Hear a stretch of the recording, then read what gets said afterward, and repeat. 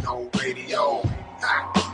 K-Rino radio. When you started out, and who were some of the people that influenced you to even get in the game, period? When did you fall in love with this thing from day one? Well, I can't deny the Ghetto Boys and Scarface. I can't deny all of the old school hip hop artists from Texas. I'm not gonna try to name everybody. Right, no question. Okay, but I've had influences. K-Rino was one of my influences, still is. Every artist that's came out of Texas during my time influenced me because I gave them all an ear. Right. I gave all of them an ear. Right. You know what I'm saying? So and I may be older than some of them, but before I literally became MR.MIKE and got in the game and got on with people know, it was other guys that was already in. Right. So I was banging them. You know, I stayed banging UGK. I stayed banging SPC and Screwed Up Clicks and Ghetto Boys and everything Rap-A-Lot was putting out and everything, just everybody that was coming out of Texas, man, I gave it my ear because I'm a supporter, man. Yeah. That's one thing about me. And all my friends know that. They know at the end of the day, Mike ain't gonna put me in harm's way. Right.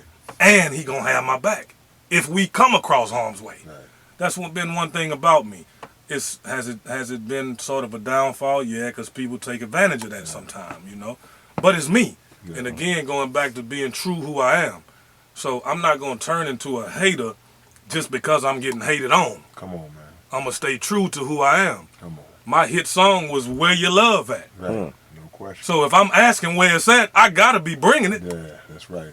I gotta have it. So, but yeah, man, it's I've been influenced by, and then for the most part, a lot of my influence didn't even come from rap music. That's bro. right, bro. Come on now. A lot of my influence came from the Stevie Wonders and the Marvin Gayes and the Commodores and the Isley Brothers and the OJs and all them cats, the old school cats. People don't realize how different genres can influence the genre you in. Just because it's not exactly what you do, you can still, from one artist to another, you can still draw inspiration from that. Yes, you know sir. what I'm saying? Yes, sir. Now, what I like, everything you were saying about the people you listened to and you checked out and was influenced and motivated by, but yet and still, when MR.MIKE hit the scene, he didn't sound like nobody else.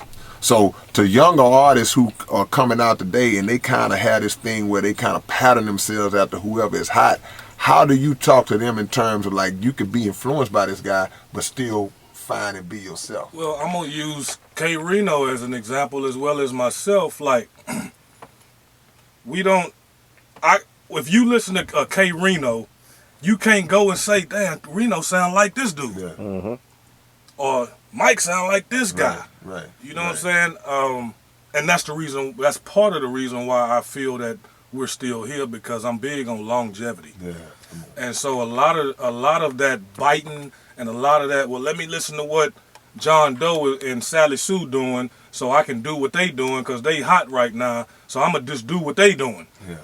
Okay, but what's the longevity in it? Yeah. I understand that you want to get the bag real quick and this and this and that.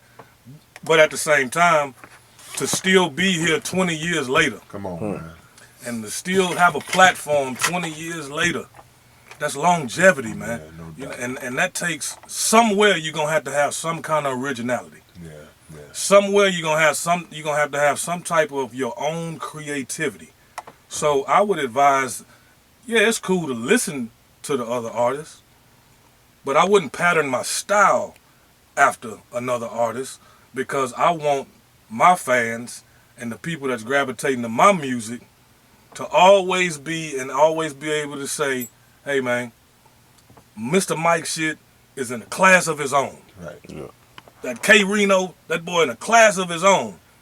You know, and other guys. Right. Scarface. Right. Class of his own. No question. You know. To distinguish yourself from the rest of the pack, man.